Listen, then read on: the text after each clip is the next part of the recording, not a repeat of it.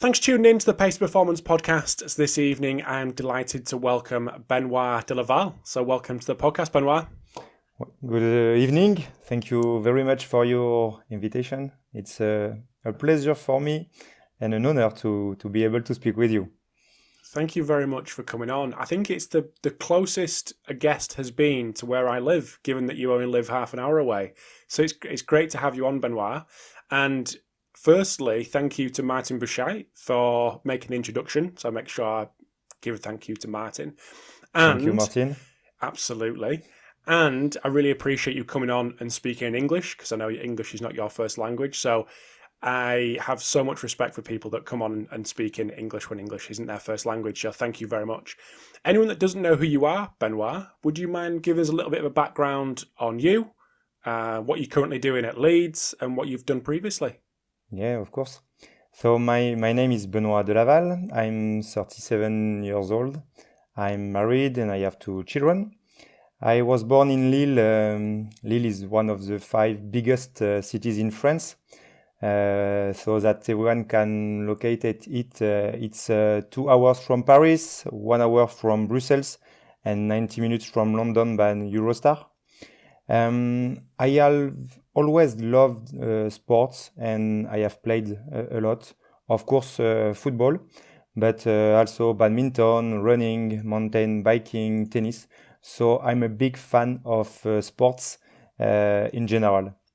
I played soccer in a conference club when I was young, and after the 1998 World Cup won by France, all the clubs received a lot of requests from young people wanting to get into soccer. So because of this, there was an increased need for coaches to help with the under 7, under 8, under 9 teams in all the club. So I started learning about coaching when I was 15 and began my journey into the world of coaching in soccer. I did 2 courses at the same time, Federal 1 up to UEFA A and a University 1 up to Masters. When I started my university studies, I was interested to become a sports teacher. But as I began to learn more about the field of sports science and strength and conditioning, my focus began to change. And it was clear for me that I wanted to do a career in professional sport. I joined Lille Academy in 2004 as a youth coach. But 3 years later, I became head of fitness for the academy. And for a few years, I was both a coach and a fitness coach before taking the decision to focus only on being a fitness coach. After spending almost 10 years with the academy, I moved to the first team in 2016.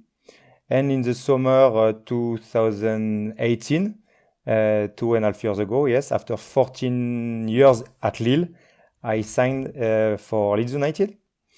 And today I'm first team fitness coach and I coordinate the fitness department here at Leeds, which is composed of 3-4 people. So I'm working with Tom Robinson, he's the first team assistant fitness coach and sports scientist. Ruben Crespo, first team rehab fitness coach. Andy Jenkinson, first team nutritionist. And the first 2 years we had internships with us, assisting on site at the training ground. But with the context, it has not been possible this season. I work very closely with Rob Price, with the head of medical department and all the physiotherapy staff. And of course, I work very closely with the technical staff. And finally, I started back my university studies a few years ago. So I'm now also a PhD student, which is not easy to manage with my daily job. That's great. Thank you very much, Benoit. That's really interesting. Your background coming from a coaching background. So, Benoit, how important has it been for you in your career as a fitness coach to have the background in coaching with your UEFA A coaching license and the various other coaching qualifications that you've done? I think even more now with the actual football, it's important to have idea or knowledge about coaching when you are a fitness coach. But at the same time, when you are a coach, it's important to have a fitness background. So I think to have both is something very interesting, even more at the moment. Excellent. No, it's something that comes up all the time in podcasts with guests that I have on, especially recently. So it's really interesting to get your take on it. Tell us a little bit about your PhD, Benoit. Yeah, no problem. I think to be better in my daily work, I needed to open myself more to science. In my point of view, I can't be a good fitness coach or strength and conditioning coach if I'm distanced from the science and the research. And at the same time, it's very difficult to be a good researcher if you are not on field. So it's important to be connected to both worlds. So I started my doctorate 4 years ago. I'm attached to the faculty of Amiens. So it's 1 hour 30 close to my house in Lille. As I'm not full-time on my thesis, I can request a 1-year exemption every year for 3 years. So I will be doing my thesis across several years, but I find it important to pass my thesis when I'm in the high-level structure on daily basis. In France, it's more difficult than in England to be at the same time in an elite club and in a university to pass a PhD. My topic is recovery in football.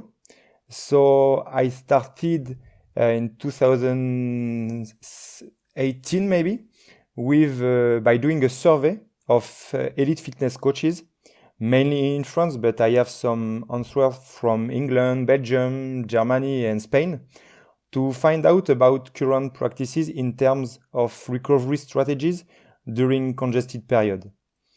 Then we did a study where we tested the impact of 3 strategies performed the day after the game on recovery kinetics. So we tested the 10 starter players in a range of different tests the day before a match. After the match, we kept only the players who had played the full game for the protocol, and we retested them after the game on match day +1, on match day +2, and on match day +3. Match day +3 is the day of the second game in a congested period. But after the match day +1 test, we did 3 groups. Rest, 20-minute bike, 20-minute run. We did this to try to evaluate if running and or cycling has a negative impact on recovery kinetics. The last 2 studies had started the previous season, but we could not complete them due to the pandemic. So we are in the process of reorienting the work. So now we have to finish, to analyze, to write, to publish. So I'm far away to the end of my thesis. When you say recovery kinetics, Yes. What do you mean by that? We have the baseline of the player the day before the game. The game affects the baseline of the player. So after the game, we are maybe at 80%, 70% of the baseline. And usually in 1, 2, 3 days, according to the test, we are going back to our baseline. And the idea is to have a look if biking or cycling or running has an impact. So if this helps to come back to our baseline quicker, or if biking and running has no effect at all, or if with a small activity like that on match day +1, this effect has a negative impact on the recovery kinetics. It was a question. So at the moment, I can't say the response because we have to analyze everything. But this was the idea. Interesting. It'd be good to get you back on when that's been done, and we can have a little chat about that. Yeah, of But course. so what was it like moving from France, from Lille over to Leeds? Like culturally, language, the club itself, Leeds United itself. What was that like for you and the rest of the staff, but you in particular? For me, it was an unbelievable opportunity because I was born in Lille. I did all my studies in Lille. I worked 14 years in Lille. So for me, it was a step forward to move in a great club like that, in a great country. It was not easy at the beginning because my level in English was not very good. It's still not very good, but It is. no, not. It's not enough. But for me, it was a very important step forward to move to England.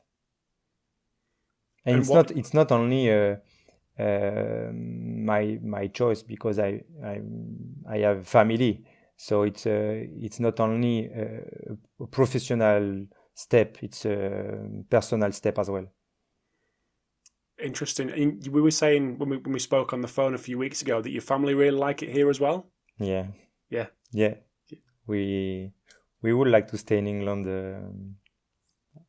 I don't know. We would like to stay in England. Yes. Yeah. Yeah. Great. That's good to hear. So why was Leeds United, or why has Leeds United been such a great fit for you and the team philosophically versus when your staff were in Lille? I was fortunate to arrive in a massive club like Leeds United with an important identity from a physical point of view. We knew how much the fans appreciate and demand efforts from the players. So I think it's a combination of factors. Everyone, club and players, worked a lot from the start to progress, to develop, to evolve in all the sectors in which we could do it. And the English culture and mentality have helped us a lot because the culture of the body and the work are very developed here, maybe more than in France. And involvement, respect, listening are essential basis for personal and collective progress. And the confidence of the player in the development process was perfect from the start, which facilitated the daily progress.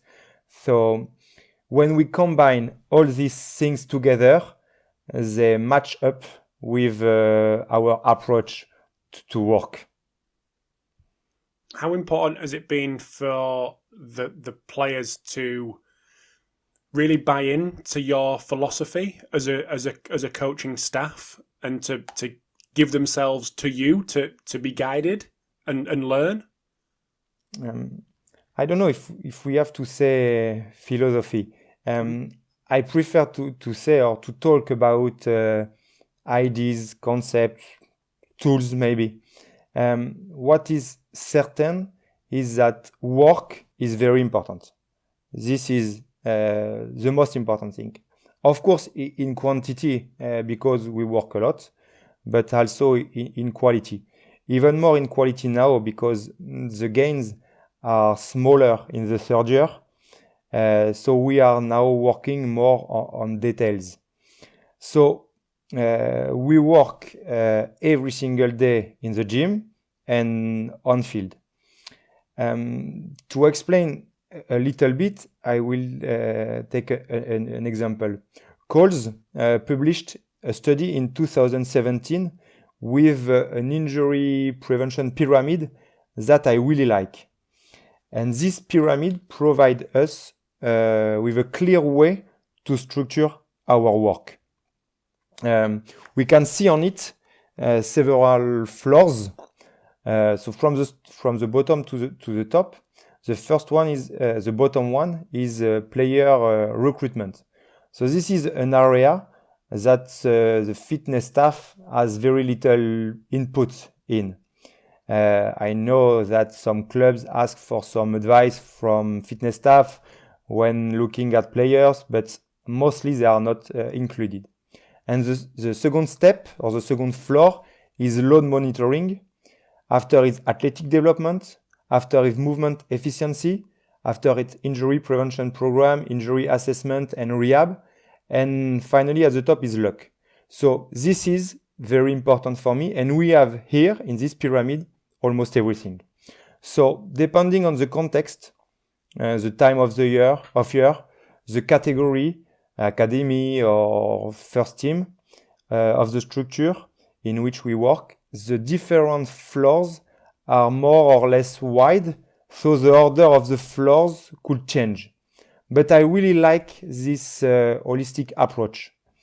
Going back to the pyramid about the luck, we have a famous sentence in France from Louis Pasteur who said, La chance favorise les esprits préparés, which means chance favors the prepared mind. I think we can use it in life, in sports, and of course in football. In US, they have the same kind of sentence. The harder you work, the luckier you get. So for the last floor, the last step, this is what I think. So all these floors require a lot of knowledge, experience, planning, and communication from the players, from all the staff, medical staff, technical staff, fitness staff, and the club. So I think with this, we have our work. So with that bottom layer, Benoit, which is the recruitment, Yeah. is this something you don't have to go into any details with specifically with the players that you're working with, but is that something that you've got your opinion matters on when it comes to recruitment from a fitness point of view? Sometimes. Yep. It depends. Sometimes yes, sometimes not at all. Okay. It's very variable. Yeah. Okay. So Benoit, I just want to move on to your ideas around getting players fit, getting players conditioned for the season. And the first time that I watched you guys in the full 90 minutes was against Liverpool in the first game of this season. I think it blew the country by storm, took the country by storm by how fit your players were. So what does pre-season look like for you guys? And what are your ideas around the pre-season schedule to get the players as fit as possible, as conditioned as possible for the season coming up? Okay. I really like this question, even more so because I get asked it a lot. I think we have to adapt the work of pre-season to the context in which we are working. This period is dedicated to training and adaptations, but we have to adapt our work to the context. Usually, we have 5 weeks before the first competition week to work with the player and the team. So before our arrival in Leeds, the players had 7 weeks holidays, and we were unable to manage the off-season program because it had been done by the previous staff. Okay. So we started at the end of June, and we were very progressive because it was a new methodology for the players. For the second preseason, the players had 5 weeks of holidays from the loss in the playoff semi-final to the end of June. So less time for vacation, but we still had to organize an off-season program that allowed both mental and physical recovery, but also preparation to resume the next season in the best condition. And we knew that in week 4 of preparation, we were going to Australia for a 10-day trip. So we put what we wanted into the off-season program because we knew we were going to lose 10 days.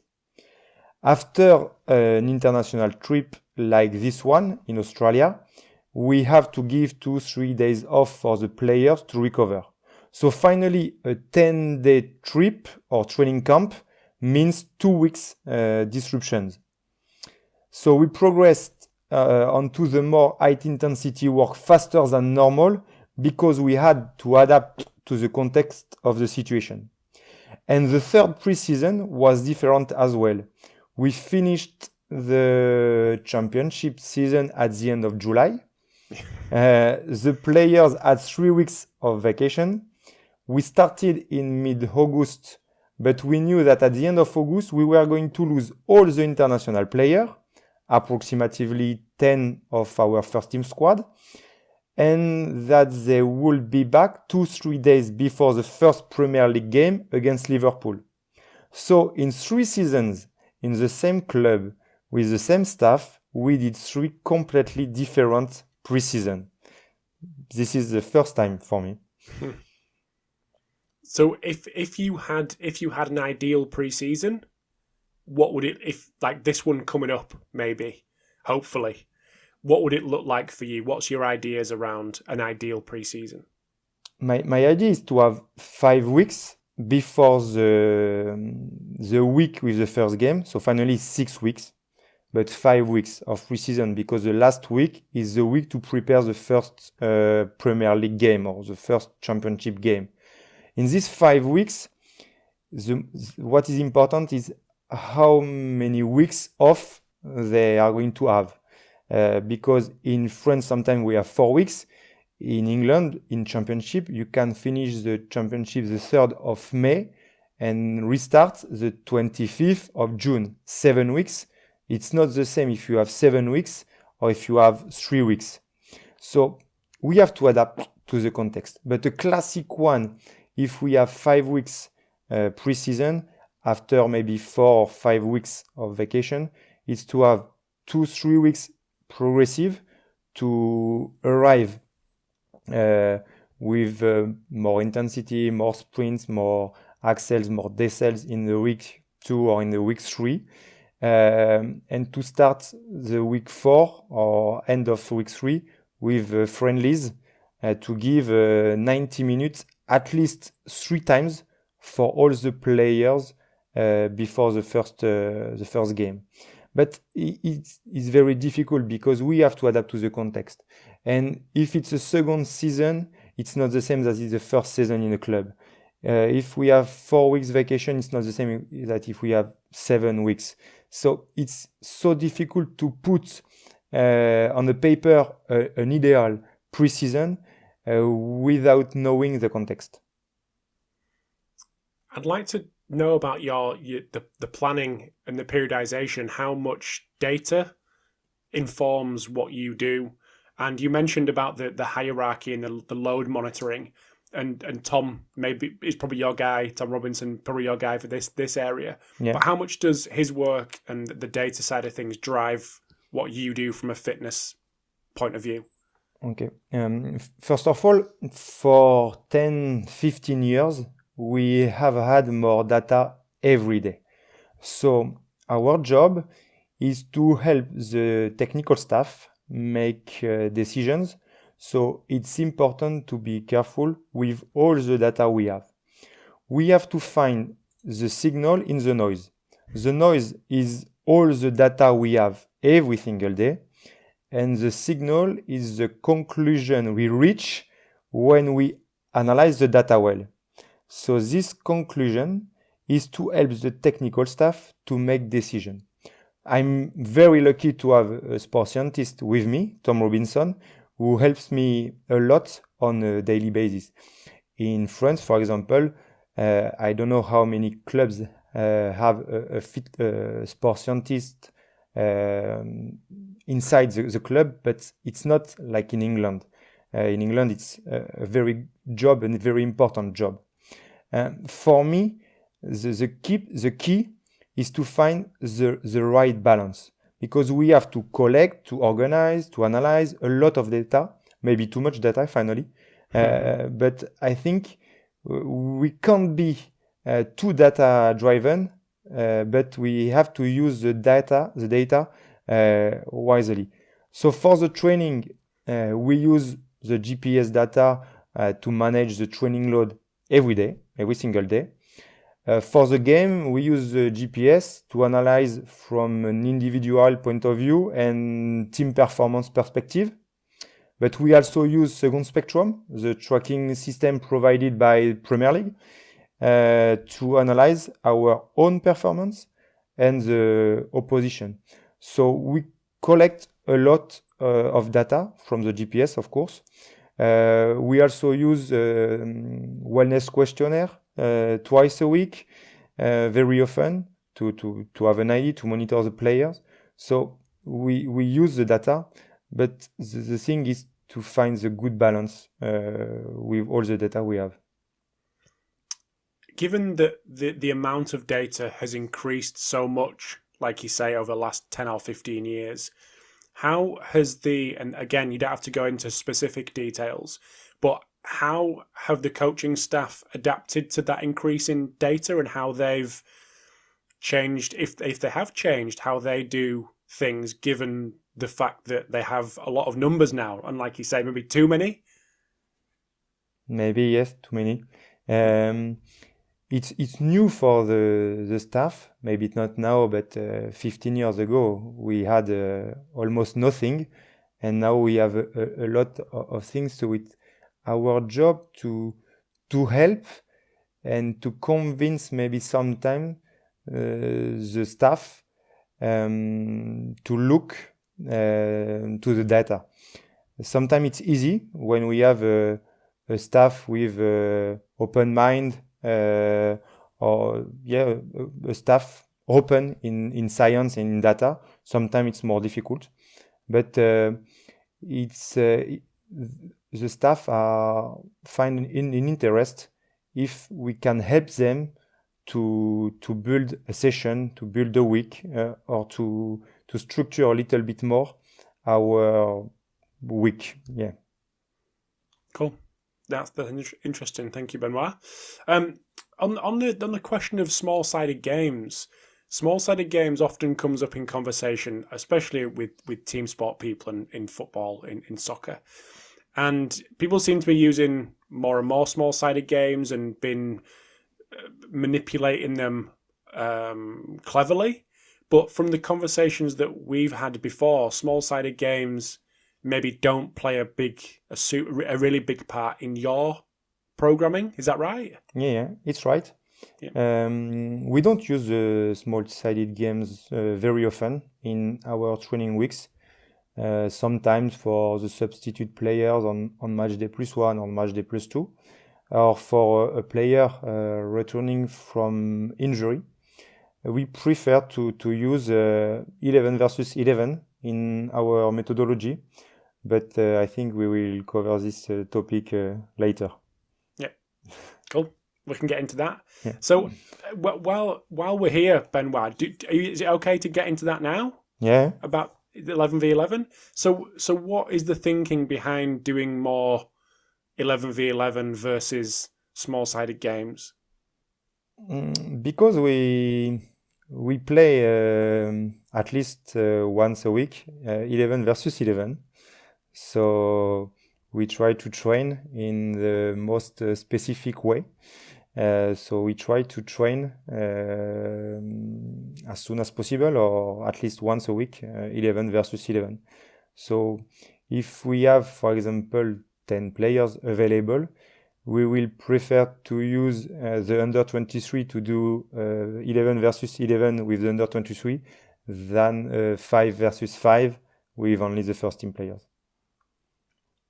One thing that anyone who has watched Leeds this season will really have taken note of the intensity that you guys work at. Is the 11v11 and the frequency that you use the 11v11s, is that one reason why you're able to maintain that intensity throughout the game? I think yes, but it's not only this reason.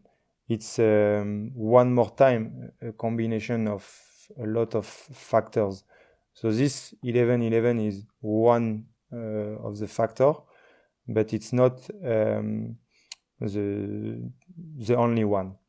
To try to explain a little bit about the intensity, it's important for us to differentiate our first 2 seasons of championship, where we played exactly 100 official matches, 51 the first year and 49 the second year, with this season in Premier League, where we will play only 40 matches. So once again, it's a matter of balance and control. The balance between work and recovery is not the same in the Championship and in the Premier League. In the Championship, our calendar looked like a team playing in a European competition because we had congested period all year. In Premier League, we have fewer congested periods, so it's not the same balance. So we practice when we can train. Sometimes it's easy, sometimes it's not so easy. We move a lot the volume and duration of training, but less the intensity, because we try to keep a high intensity as soon as we are on field. In gym, we always, for example, in gym, it's the same, but with groups. So we have always some groups, some work groups in gym. A group with the players who played a good part of the last match or the full game. A group with all the substitutes who have less playing time. And a group with players who have an individual program. Specific need, goalkeepers, return from injury, specific or special workload. So to simplify, we will say that we have 20 players. Sometimes it's 10 players in the first group, 8 in the second, 2 with specific individual program. But sometimes it's 6, 8. It depends. But on field, it's the same. But when we play 1 game a week at the end of each week, everyone has pretty much the same schedule from match day -4. So the important for us is to work and to manipulate volume and duration, but to keep intensity as soon as we are on field. I think one thing that everyone likes to talk about when it comes to Leeds is Murderball. And I know it's maybe something that we won't go into loads of detail, but can you give us a little bit of detail on what it is, how it fits into the ideology, how it thinks it fits into the methodology of you and the coaching staff? I don't know where that term comes from, who invented it and when it came out. So it wasn't you, Ben? It wasn't you guys? It didn't come from you? I have no idea. But I find it funny. And now I use it when I talk with the players. Okay. But 9 times out of 10, it's an 11 versus 11 on full pitch. So all the clubs in the world are doing this every week. Just some data. Since the start of the season, our Premier League matches have lasted an average of 96 minutes. But the average effective playing time is 54 minutes, which represents 56%. In a Murderball, we try to have an effective playing time equal to the time of the period. So we play the throw-ins quickly. There is very little free kick, no corner. For this reason, the intensity is high. These periods are intense, but it's just an 11 versus 11 all over the pitch, 9 times out of 10. So do you, again, just going back to the data, do you try to use the data and the intensity of games to try to replicate by speeding things up? Yeah. Yeah. We look the data every day. And we use it to monitor and to organize the session. So we have a lot of data from the game for the GPS, for second spectrum, But this is very interesting because finally our game is only 54 minutes. This is nothing if you say that a game is 96 minutes. So when we have a session with 25 minutes effective time, we know that we have done half a game in our session.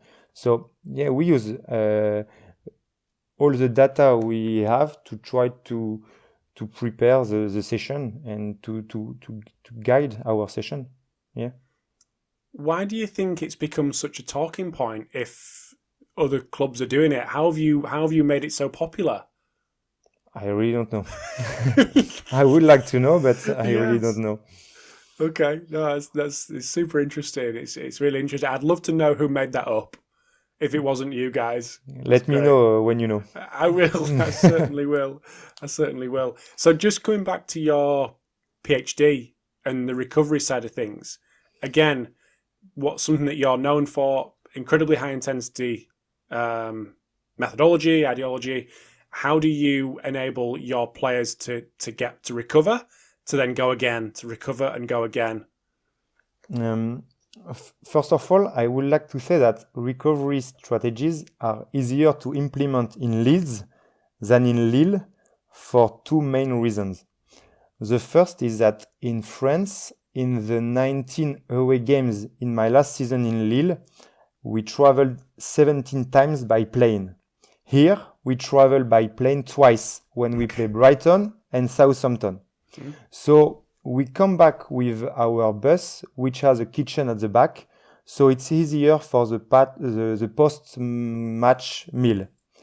This avoids ordering takeaways like pizzas, which may hit a calorie goal, but with much less quality than we can provide from our own chefs.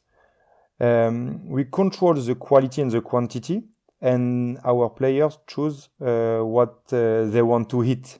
And for me, a bus is more comfortable than a plane. Then, during my last season in France, we played 66% of matches at 7 p.m. or after. Sometimes it was at 9 p.m. This year in Premier League, it's 33% at 3 p.m. or before, 33% between 3 p.m. and an evening kickoff, and 33% at 7 p.m. or after. So we don't have the same sleep problems as I could have in France, where we get home very often after midnight and sometimes at 2, 3, 4 a.m. So it's easier in Leeds than in Lille.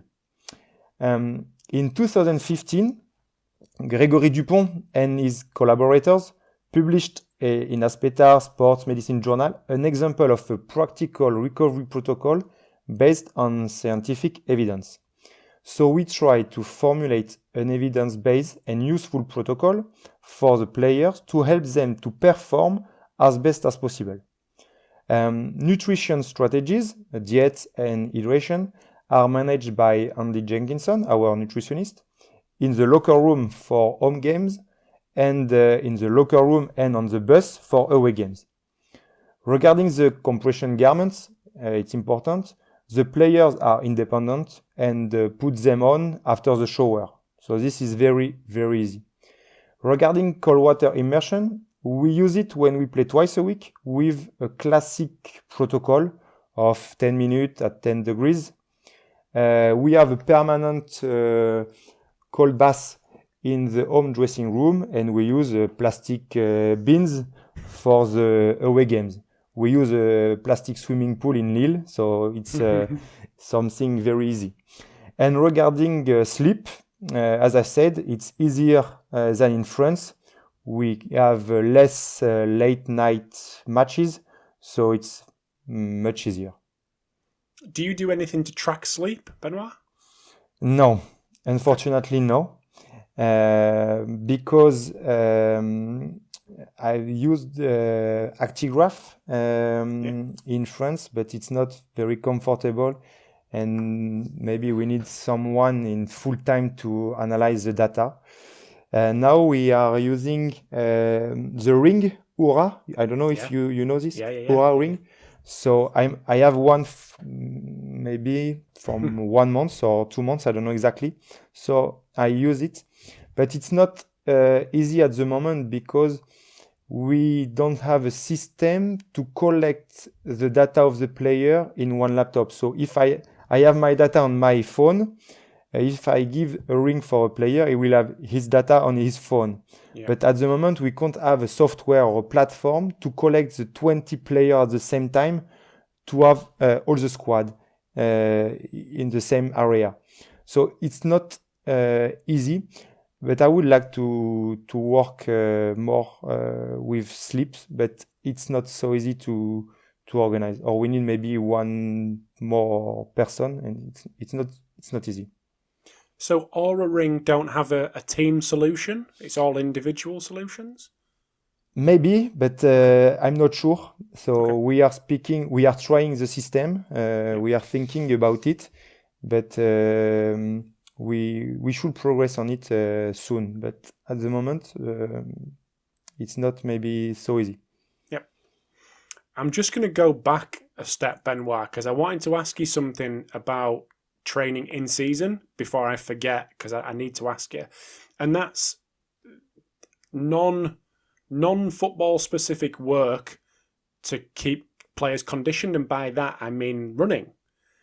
And is that something that you use quite a lot? So conditioning without the ball in season to keep that maintain fitness, but also keep that intensity high on a Saturday.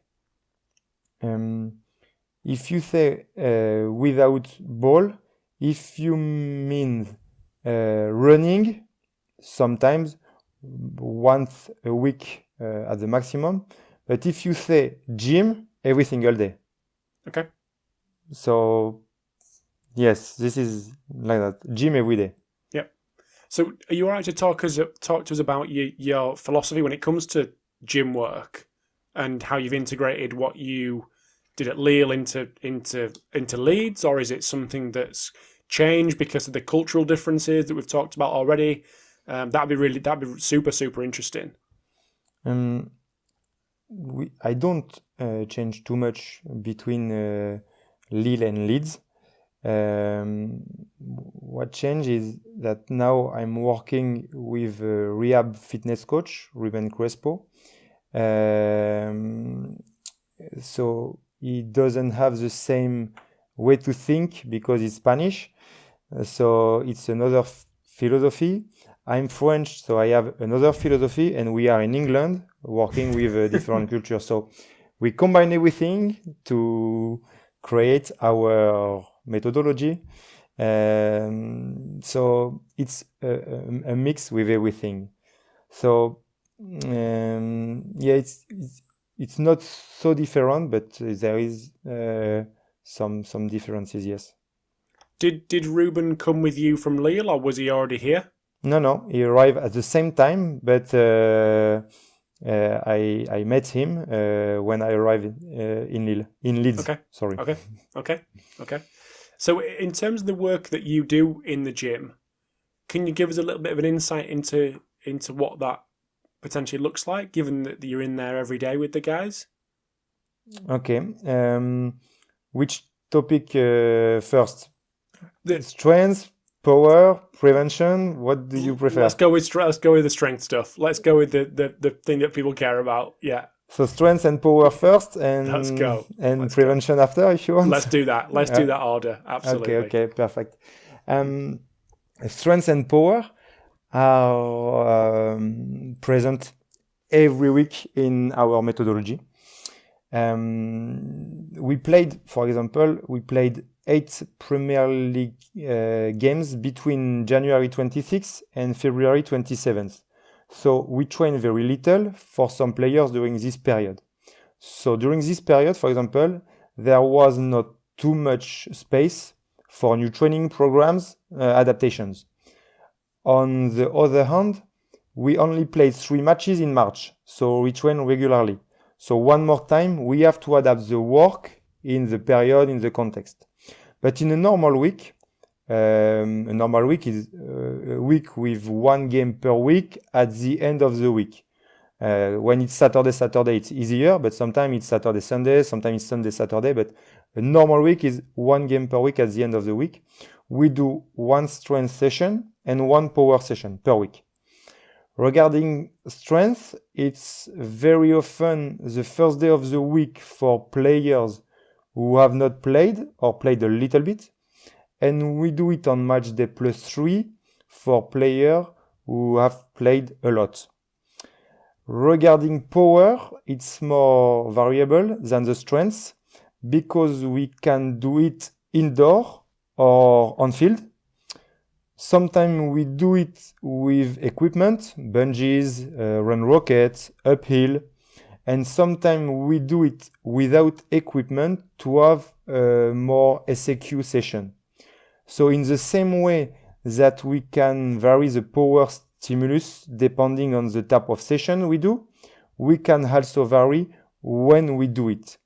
But this work has a very important place in our training programs. Do you try to match up what's going on the field technically with what you do in the gym? For instance, on a strength day, do you specifically do certain things on the field that complement that?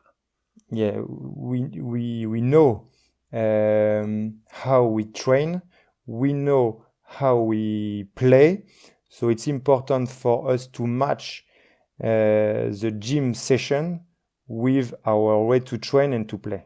So yes, of course. Okay. And the next is injury prevention. Talk us through that.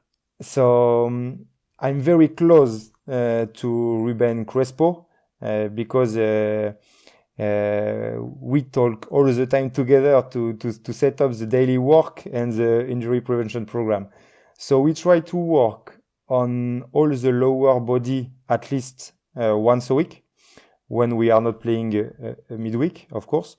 But we also do core and balance proprioception once a week. To give a few data figures, our injury incidence is a bit higher this season than the previous 2 years. But moderate injuries, so from 8 to 28 days, decreased by 10% between the first and the third year. And in the first season, we had more than 10 major injuries, so more than 28 days, while we have had only one this season so far. Finger crossed for the 7 games. Sorry. In the first season, injuries resulting in a player missing at least 1 game represent 75%, while this season it's less than 40%. So our injury burden has fallen sharply. This is important. Our first Premier League season is less dense than the previous 2, than I said before, especially since we lost in the first round of the 2 cups, and we know that the injury risk is much higher when we play twice a week compared with just 1. But we also know that we will unfortunately always have a risk of injury, and that sometimes there is not reasonable explanation to have injuries because it's so multifactorial.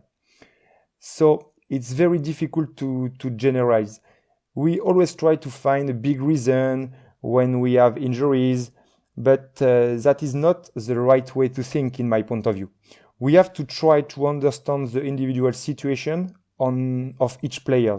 We must stay away from generalizations because injuries are so difficult to control, or very difficult to control. Sometimes we can do everything well and still have injuries. To do a link with the game, it's exactly the same in the play. Expected goals are a good example. We can finish a game with 2 points difference in expected goal, but having lost the game, or the opposite. And our last game is the perfect example. But we know this can happen in football, and we experienced this a lot the first 2 seasons. Sometimes the training sessions can go perfectly, the GPS data is good, the workload is what we want, the injury prevention program is going as a plan, and we get a muscle injury. There are things we cannot control. So many times we work in the same way 2 years or 2 seasons in a row. 1 year we have few injuries, and the second year we have 5 times more injuries without a reasonable explanation. So it's very difficult to control, to manage, to organize, to plan. But our job is to put injury prevention program. So we work on it every week. Sometimes we are more lucky, sometimes not. But we try to think about injury. We think about injury every single day, every hours maybe, when we are in the training center. Mm-hmm. Is that particularly important for you because you do keep quite a small squad, like you mentioned, the 20 players? I said 20 players as an example. We have I don't know exactly how many players we have already used, but we work with almost 22 players because we have 2 teams, but after we have the under 23 to support the first team. So we have more than 20 players. Okay, cool. Well, thank you very much, Benoit. I think that's a nice place for us to finish. But is there anywhere people can get a little bit more information on your research that's potentially coming out, or even some of the research that you've mentioned already that has come out, the survey and things like that? Is there a place where people can do that with your work? Yeah, maybe for my work it's too early because we have to publish everything, so it's too early. But yes, I'm not very active on social media, but I have Twitter and LinkedIn. So I think it's here I can be in touch with anyone. I'm not very fast to respond, but I try to respond to everyone. So yeah, this is the easier. So yes, this is the easier. Perfect. Well, thank you, Benoit. Like I say, I have so much respect for people that come on podcasts and talk when English is not their first language. So thank you so much for coming on and telling us about your time in Lille, but also your time at Leeds as well. And great result of the weekend, and good luck for the rest of the season. Thank you again very much for this chat. It was a pleasure for me, and I look forward to seeing you at Torparch to chat in person as soon as we can. Yes. Thank you very much, Benoit. Well, stick around. We'll have a little chat after, but officially I'll say thank you very much and see you soon. Thank you very much. See you soon. Thank you. Bye.